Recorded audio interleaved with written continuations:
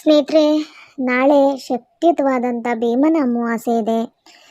ಹಾಗೆ ಭೀಮನ ಅಮಾವಾಸ್ಯೆಯ ನಂತರ ನಮಗೆ ಶ್ರಾವಣ ಮಾಸ ಕೂಡ ಪ್ರಾರಂಭವಾಗ್ತಾಯಿದೆ. ಆಷಾಢ ಮಾಸ ಮುಕ್ತಾಯವಾಗಿ, ಹಾಗಾಗಿ ಶಕ್ತಿಯುತವಾದಂಥ ದಿನ ಈ ಅಮಾವಾಸ್ಯೆನ ಭೀಮನ ಅಮಾವಾಸ್ಯೆ, ನಾಗರ ಅಮಾವಾಸ್ಯೆ, ಆಷಾಢ ಅಮಾವಾಸ್ಯೆ ಅಂತ ಕೂಡ ಕರೆಯಲಾಗುತ್ತೆ. ಈ ಅಮಾವಾಸ್ಯೆಯ ದಿನ ಸ್ನೇಹಿತರೆ, ಸ್ನಾನದ ನೀರಿನಲ್ಲಿ ಈ ಎರಡೂ ಪದಾರ್ಥಗಳನ್ನು ಸೇರಿಸ್ಕೊಂಡು ಸ್ನಾನವನ್ನು ಮಾಡಿ ಸ್ನೇಹಿತರೆ. ಈ ಒಂದು ಅಮಾವಾಸ್ಯೆ ಸೂರ್ಯಗ್ರಹಣ ಇರೋದ್ರಿಂದ ಈ ಪ್ರಕಾರದ ಸ್ನಾನ ನಿಮ್ಮ ಮಾನಸಿಕ ಏನು ಸಮಸ್ಯೆಗಳಿದ್ರೆ ನಿರ್ಮೂಲ ಮಾಡುತ್ತೆ, ಜಾತಕ ಸಮಸ್ಯೆ ನಿರ್ಮೂಲ ಮಾಡುತ್ತೆ, ಅನಾರೋಗ್ಯ ಸಮಸ್ಯೆಗಳನ್ನು ನಿರ್ಮೂಲ ಮಾಡುತ್ತೆ, ಗ್ರಹ ದೋಷಗಳನ್ನು ನಿರ್ಮೂಲ ಮಾಡುತ್ತೆ, ಪಿತೃದೋಷಗಳನ್ನು ನಿರ್ಮೂಲ ಮಾಡುತ್ತೆ. ಸರ್ವೇ ಸಾಮಾನ್ಯವಾಗಿ ಅನಾದಿ ಕಾಲದಿಂದ ನಮ್ಮ ಹಿರೀಕರು ಈ ಗ್ರಹಣ ಸಂದರ್ಭ ಅಥವಾ ಈ ಒಂದು ಅಮಾವಾಸ್ಯೆ ಪೌರ್ಣಮಿಯ ದಿನ ವಿಶೇಷವಾದಂಥ ಸ್ನಾನಗಳನ್ನು ಮಾಡುವಂಥದ್ದಿತ್ತು. ಅಂದರೆ ನದಿ ಸ್ನಾನ ಮಾಡುವಂಥದ್ದು, ಸಮುದ್ರ ಸ್ನಾನ ಮಾಡುವಂಥದ್ದು, ಮನೆಯಲ್ಲೇ ಸ್ನಾನ ಮಾಡುವಾಗ ಸ್ನಾನದ ನೀರಿನಲ್ಲಿ ಒಂದಷ್ಟು ಪದಾರ್ಥಗಳನ್ನು ಹಾಕ್ಕೊಂಡು ಸ್ನಾನ ಮಾಡ್ತಾಯಿದ್ರು. ಈ ಪ್ರಕಾರ ಮಾಡ್ತಾ ಇದ್ದಿದ್ದರಿಂದ ಅವರಿಗಿರುವಂತಹ ಸಮಸ್ಯೆಗಳೆಲ್ಲ ಸಂಪೂರ್ಣವಾಗಿ ನಿವಾರಣೆಯಾಗಿ ದೇಹದಲ್ಲಿ ಹೊಸ ಉಲ್ಲಾಸ, ಚೈತನ್ಯ ಉಂಟಾಗ್ತಾಯಿತ್ತು. ಮಾಡುವಂಥ ಕಾರ್ಯಗಳಲ್ಲಿ ಯಶಸ್ವಿ ಆಗ್ತಾಯಿತ್ತು. ದಾರಿದ್ರ್ಯ ದೋಷಗಳು ಕೂಡ ನಿವಾರಣೆ ಆಗ್ತಾಯಿತ್ತು. ಇದೆಲ್ಲವೂ ಕೂಡ ನಮ್ಮ ಹಿರೀಕರು ತಿಳಿಸ್ಕೊಟ್ಟಿರುವಂಥದ್ದು. ಅದೇ ರೀತಿಯಲ್ಲಿ ಪರಿಹಾರ ಶಾಸ್ತ್ರದಲ್ಲಿ ಈ ಪ್ರಕಾರದ ಸ್ನಾನ ಮಾಡೋದ್ರಿಂದ ನಿಮಗೆ ಏನೆಲ್ಲ ಒಳಿತಾಗುತ್ತೆ ಅನ್ನೋದನ್ನು ಕೂಡ ತಿಳಿಸ್ಕೊಟ್ಟಿದ್ದಾರೆ ಸ್ನೇಹಿತರೆ. ಹಾಗಾಗಿ ಇವತ್ತಿನ ಈ ವಿಡಿಯೋದಲ್ಲಿ ಎಲ್ಲವನ್ನ ಕೂಡ ತಿಳಿಸ್ಕೊಡ್ತೀನಿ. ವಿಡಿಯೋವನ್ನು ಪೂರ್ತಿಯಾಗಿ ನೋಡಿ, ಆವಾಗಲೇ ನಿಮಗೆ ಅರ್ಥವಾಗುತ್ತೆ. ಈ ವಿಡಿಯೋ ಉಪಯುಕ್ತವಾಗಿದ್ದರೆ ವಿಡಿಯೋಗೊಂದು ಲೈಕ್ ಕೊಟ್ಟು, ಹೊಸಬರಾಗಿದ್ದರೆ ಸಬ್ಸ್ಕ್ರೈಬ್ ಮಾಡ್ಕೊಳ್ಳಿ ಸ್ನೇಹಿತರೆ. ಇದು ಶಕ್ತಿಯುತವಾದಂಥ ಅಮಾವಾಸ್ಯೆ ಆಗಿದೆ. ಭೀಮನ ಅಮಾವಾಸ್ಯೆಯ ಒಂದು ವ್ರತಾಚರಣೆ, ಭೀಮೇಶ್ವರ ವ್ರತಾಚರಣೆ ಮಾಡುವಂಥದ್ದು. ಮದುವೆ ಆಗದಂಥ ಹೆಣ್ಣು ಮಕ್ಕಳು ಭೀಮೇಶ್ವರ ವ್ರತಾಚರಣೆ ಮಾಡುವಂಥದ್ದು.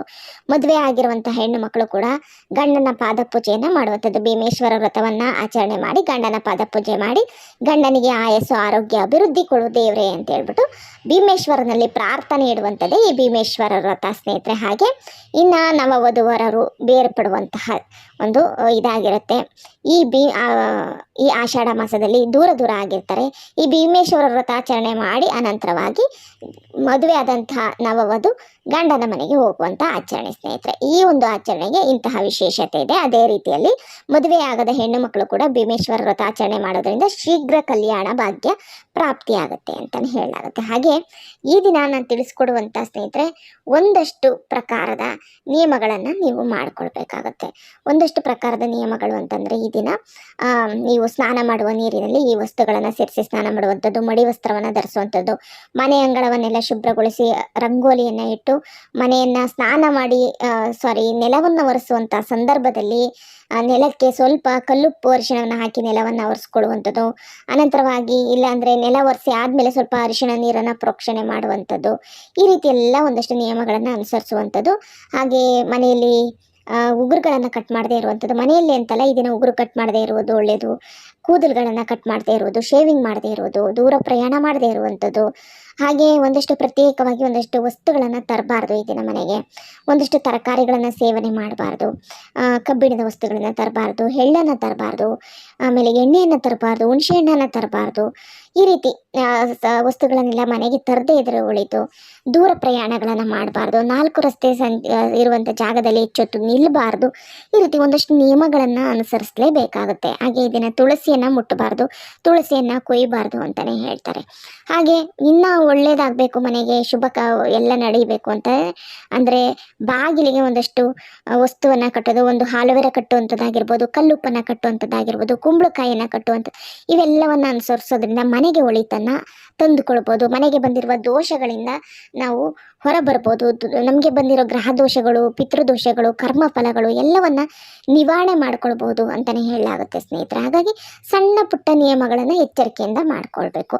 ಮಾಂಸಾಹಾರವನ್ನು ಸೇವಿಸದೇ ಇದ್ರೆ ಒಳ್ಳೆಯದು. ಈ ದಿನ ಮಾಂಸಾಹಾರವನ್ನು ಸೇವಿಸಿದರೆ ನಮ್ಮ ಜಾತಕದಲ್ಲಿ ವಿಪರೀತ ದೋಷಗಳಿಗೆ ಗುರಿಯಾಗ್ತೀವಿ. ಅನಾರೋಗ್ಯ ಸಮಸ್ಯೆ. ಮಾಂಸಾಹಾರವನ್ನು ಈ ದಿನ ಸೇವಿಸುವಂಥವರಿಗೆ ಅಂದರೆ ನಮಗೆ ಆಯಸ್ಸಲ್ಲಿ ಕಡಿಮೆ ಆಗ್ತಾ ಹೋಗುತ್ತೆ, ಆಯಸ್ಸು ಕುಂಠಿತವಾಗ್ತಾ ಹೋಗುತ್ತೆ ಅಂತ ಹೇಳ್ತಾರೆ ಸ್ನೇಹಿತರೆ. ಹಾಗಾಗಿ ಮಾಂಸಾಹಾರವನ್ನು ಈ ದಿನ ನಾವು ಸೇವನೆ ಮಾಡದೇ ಇದ್ದರೆ ಒಳ್ಳೆಯದು.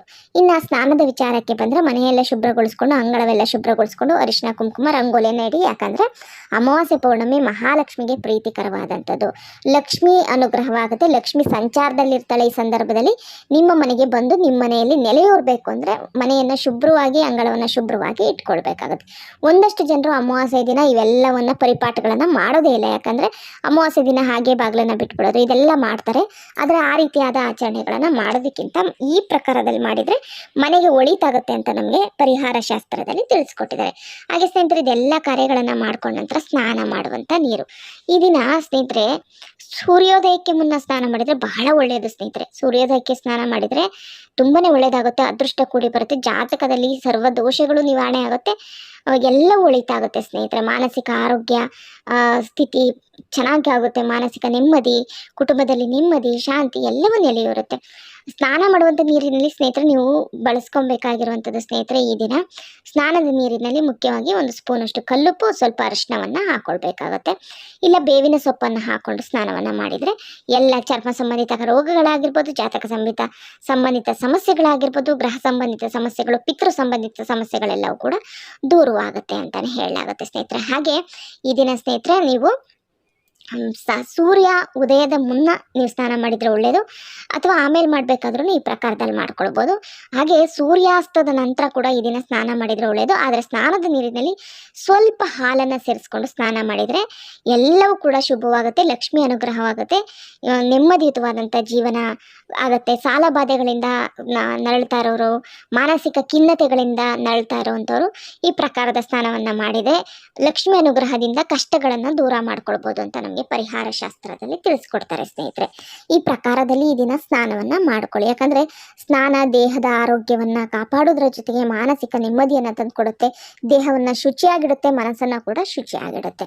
ಹಾಗೆ ಸ್ನೇಹಿತರೆ, ಈ ದಿನ ಪಿತೃ ದೋಷಗಳೇನಾದರೂ ಇದೆ, ವಿಪರೀತ ಪಿತೃದೋಷದ ಬಾಧೆಗಳಿಂದ ನರಳ್ತಾ ಇದ್ದೀರಾ ಅಂತಂದರೆ ಸ್ನೇಹಿತರೆ, ಈ ದಿನ ನೀವು ಕಾಗೆಗೆ ಮೊಸರನ್ನವನ್ನು ನೈವೇದ್ಯವಾಗಿ ಇಡಿ, ಅಂದರೆ ಆಹಾರವಾಗಿ ಕೊಡಿ.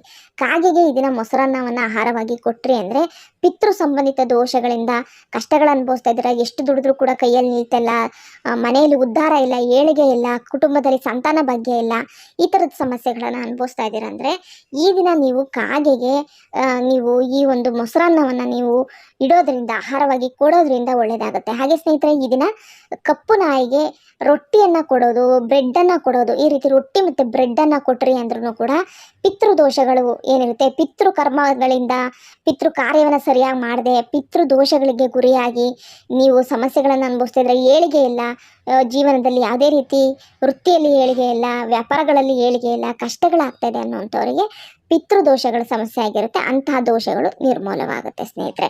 ಹೀಗೆ ಹಸುವಿಗೆ ಆಹಾರವನ್ನು ಕೊಟ್ಟರೆ ಒಳ್ಳೆಯದು. ಹಸುವಿಗೆ ಅಕ್ಕಿ ಮತ್ತು ಬೆಲ್ಲ ಎರಡನ್ನ ಕೂಡ ನೀವು ಈ ದಿನ ಕೊಟ್ರಿ ಅಂದ್ರೂ ಕೂಡ ಲಕ್ಷ್ಮಿ ಅನುಗ್ರಹವಾಗುತ್ತೆ. ಈ ರೀತಿ ಆಹಾರವನ್ನು ಕೊಟ್ಟು ಹಸುವಿಗೆ ನಮಸ್ಕಾರ ಮಾಡ್ಕೊಳ್ಬೇಕು. ಹಸುವಿನ ಒಂದು ಮುಖಕ್ಕೆ ಏನಿರುತ್ತೆ ಅಲ್ಲಿ ನಮಸ್ಕಾರ ಮಾಡಿಕೊಂಡು ಹಸುವಿನ ಬಾಲದ ಹತ್ರ ನಮಸ್ಕಾರ ಮಾಡ್ಕೊಂಡ್ಬಂದ್ರಿ ಅಂದರೆ ಲಕ್ಷ್ಮಿ ಅನುಗ್ರಹವಾಗುತ್ತೆ. ಏನಾದರೂ ಹಣಕಾಸಿಗೆ ದಾರಿದ್ರ್ಯ ಆಗಿದೆ, ಆಹಾರದಲ್ಲೂ ಕೊರತೆ ಆಗ್ತಾಯಿದೆ, ಸಮಸ್ಯೆಗಳಾಗ್ತಾಯಿದೆ ಅಂದರೆ ಈ ರೀತಿ ಅಕ್ಕಿ ಸ್ವಲ್ಪ ನೆನೆಸಿ ಬೆಲ್ಲವನ್ನು ಇಟ್ಟು ಹಸುವಿಗೆ ಕೊಡಿ ಸ್ನೇಹಿತರೆ, ಎಲ್ಲವೂ ಒಳಿತಾಗುತ್ತೆ. ಈ ಪ್ರಕಾರದಲ್ಲಿ ಮಾಡ್ಕೊಳ್ಳಿ. ಹಾಗೆ ವಸ್ತ್ರದ ಬಗ್ಗೆ ಸ್ವಲ್ಪ ಗಮನವಿರಲಿ. ಈ ದಿನ ನೀವು ಕಪ್ಪು ಬಣ್ಣದ ವಸ್ತ್ರವನ್ನು ಯಾವ ಕಾರಣಕ್ಕೂ ಧರಿಸಬೇಡಿ ಸ್ನೇಹಿತರೆ. ಕಪ್ಪು ಕಂದು ಬಣ್ಣದ ವಸ್ತ್ರವನ್ನು ಧರಿಸಬೇಡಿ. ಹಸಿರು ಬಣ್ಣದ ವಸ್ತ್ರವನ್ನು ಧರಿಸೋದ್ರಿಂದ ಗ್ರಹ ಸಂಬಂಧಿತವಾದ ಸಮಸ್ಯೆಗಳನ್ನು ಅನುಭವಿಸ್ತಿದ್ರೆ ಒಳಿತಾಗುತ್ತೆ. ಹಳದಿ ಬಣ್ಣದ ವಸ್ತ್ರವನ್ನು ಧರಿಸೋದ್ರಿಂದ ಲಕ್ಷ್ಮಿ ಅನುಗ್ರಹವಾಗುತ್ತೆ, ಗುರುಬಲ ಕೂಡ ಹೆಚ್ಚಾಗುತ್ತೆ ಅಂತ ಹೇಳಾಗುತ್ತೆ. ಹಾಗೆ ಸ್ನೇಹಿತರೆ, ಈ ದಿನ ತಪ್ಪದೆ ನಾನು ತಿಳಿಸ್ಕೊಟ್ಟಂಗೆ ಹಾಗೆ ಈ ದಿನ ಬಾಳೆಹಣ್ಣನ್ನು ಕೂಡ ಹಸುವಿಗೆ ಕೊಡೋದ್ರಿಂದ ಗುರುಬಲ ಕೂಡ ಹೆಚ್ಚಾಗುತ್ತೆ ಸ್ನೇಹಿತರೆ. ಈ ಪ್ರಕಾರದಲ್ಲಿ ಮಾಡ್ಕೊಳ್ಳಿ. ಈ ವಿಡಿಯೋ ಉಪಯುಕ್ತವಾಗಿದ್ದರೆ ವಿಡಿಯೋಗೊಂದು ಲೈಕ್ ಕೊಟ್ಟು ಹೊಸಬರಾಗಿದ್ದರೆ ಸಬ್ಸ್ಕ್ರೈಬ್ ಮಾಡ್ಕೊಳ್ಳಿ. ಧನ್ಯವಾದಗಳು.